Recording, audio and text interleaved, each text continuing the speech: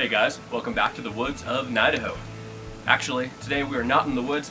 It is too dang cold and snowy to be out in the woods today, so we are in my backyard checking out the CZ712 Practical. First up, let's take a closer look inside, and then we will head out to the woods and do some shooting.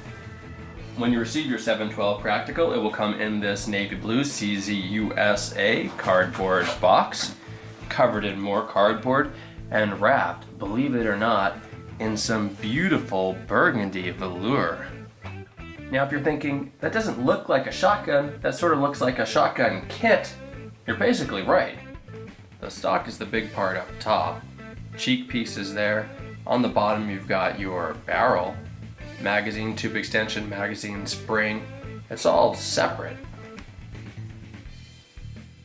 Now that I put the 712 Practical together, I saw that there's also a different receiver plate in the box. Looks like this one has a QD socket on it. There's some extra screws that are around here in the receiver plate area. You've got some moleskin to put on top of the cheek riser, although it actually lines up better for me without a riser on it at all. And the 712 comes with 5 choke tubes. One, the modified one, is installed already, and a choke tube wrench. Looks pretty slick with that magazine tube extension on it. Of course, now that it's together, it no longer fits in the box. Okay, that was weird. Now that we're out in the woods, let's go over loading and unloading the 712. It's like a lot of other semi-automatic shotguns, but not all of them have the same features.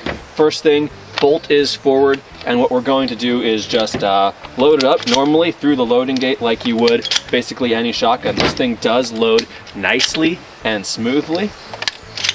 It'll hold 9 in the tube, 1 in the chamber. To get the first one into the chamber, you're going to trip the little button at the back of the loading gate. That pops it up into the ready position where the lifter is going to lift it up into the chamber. And you cycle that one in. Now you can go ahead and you can top off the rest of your magazine. Now, should you have a loaded gun like this one and you want to unload it, you do that by unloading the one that's in the chamber, and this will not actually load the next one out of the magazine tube. It's not going to do that unless you're shooting. In order to unload the ones out of the magazine tube now, without having to actually chamber them, you push up on the loading gate and at the same time push on the bolt release, and that will actually shoot this out into your hand. And you just do it over and over, and they keep coming out into your hand, like so. Not bad.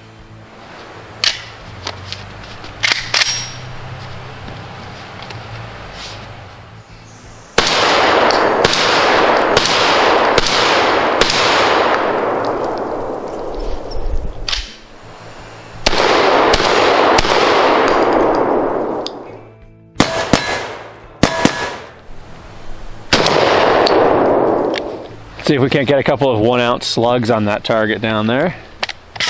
We're at 25 yards to it.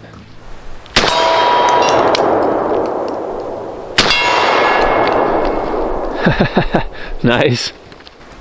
Right, I'm going to load up 6 slugs and blast them as fast as possible. Federal, Freedom Munitions, and Winchester. All of these are about 1 ounce, about 1,600 feet per second. So these are Magnum slugs.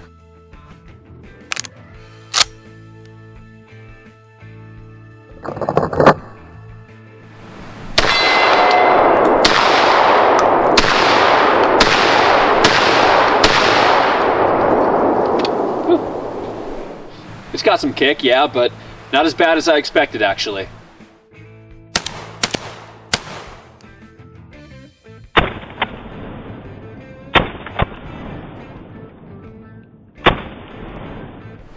Okay, this time we are fully loaded with Cellular and Bloat S&B Magnum buckshot.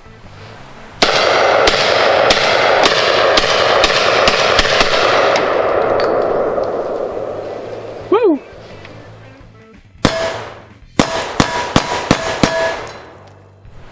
Well, it holds 10 shots, so may as well put that to good use.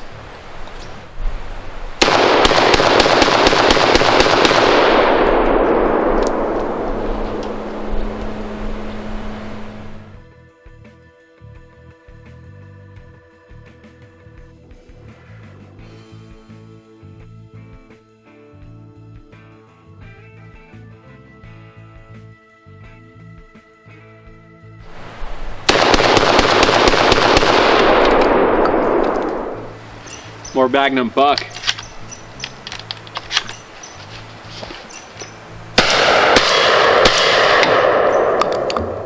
You know, it's actually surprisingly light and controllable with that buckshot, because that stuff, it usually kicks pretty dang hard. So when I first took this out of the box, I tried to shoot my reloads and it wouldn't cycle them, not even close. My reloads are pretty light. They're only 7/8 ounce of birdshot. There's not a lot of powder behind them. It's for sporting clays, just for fun. Now that Beretta 1301, it did cycle them without problem, but in that review I mentioned that I thought it was kind of over-gassed. Too much action, not enough recoil spring, and that's so it can cycle everything under the sun, and it did. But it was pretty heavy on that buckshot and slugs. It kicked pretty hard. The 712 is much gentler on those heavy loads. To be fair, it does weigh a little bit more, but also the action is a lot stiffer. That spring is a lot more powerful, but again, it wouldn't cycle my reloads. Now that I've got some rounds through it, now that it's broken in, it's getting closer, and it actually cycles them some of the time. Let's see if it'll do it for me here.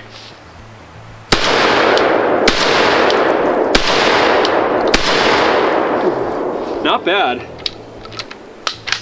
They're just barely plinking out. Sometimes.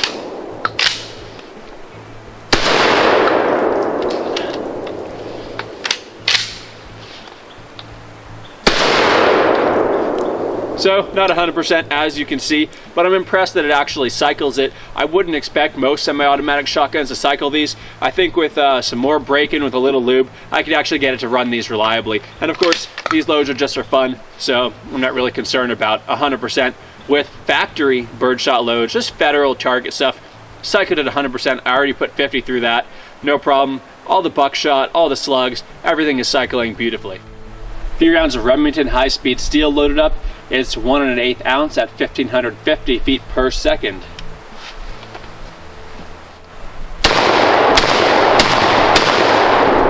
Whew, that's hot stuff.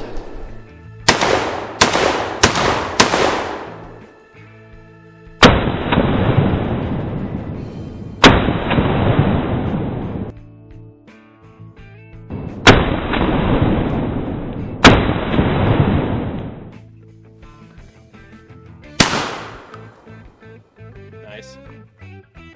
Okay, pushing my luck, going with 2 clays. I have loaded it with my reload, so hopefully they cycle. That, of course, is pretty key to getting the second one.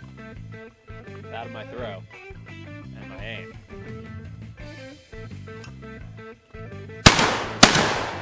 Yeah.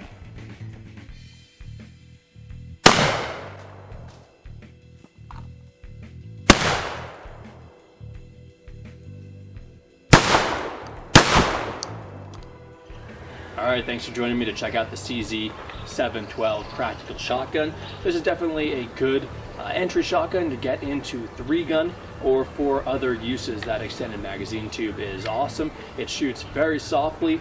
Love that it has swappable choke tubes, because not a lot, or at least not all, of the shotguns of this nature do. So that really makes it very universally usable if you want to go shoot sporting clays or trap or 3-gun or hunt or whatever it is that you want to do with this. And you can plug the magazine tube. You can take the extension off and run it short with a plug for hunting and such.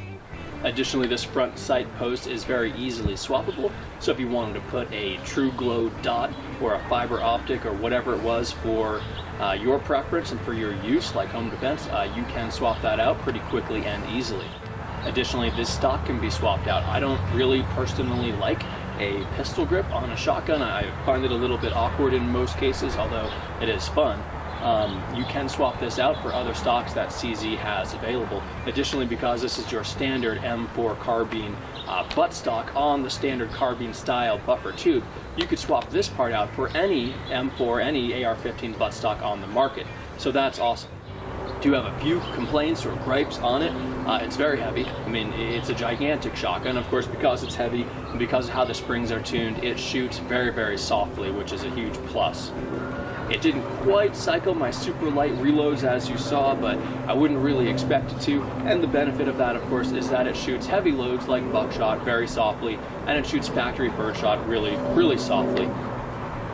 Whereas, as mentioned, that Beretta, the 1301, it did suck on my reloads, but it kicked pretty darn hard on everything else. Otherwise, features on this that would make a great 3-gun gun don't really exist, like an oversized bolt handle. This knob is pretty small. The bolt release button is pretty small. The safety itself is pretty small. Now, all of these things can be modified. You could drill and tap this and put a giant button on it, and I know people have. Additionally, aside from swapping the front sight post, or this bead that's on it now, there really aren't any other options for optics. Now, there are some aftermarket things that will clamp to a shotgun's rail, but the receiver itself isn't tapped. If you wanted to, you could easily drill and tap this for a Picatinny rail or whatever optic you wanted to put on it, though. Basically, the overall theme is that it's a very reasonably priced gun. You can find it for high $500 range, and that's a great entry level for getting into 3-gun.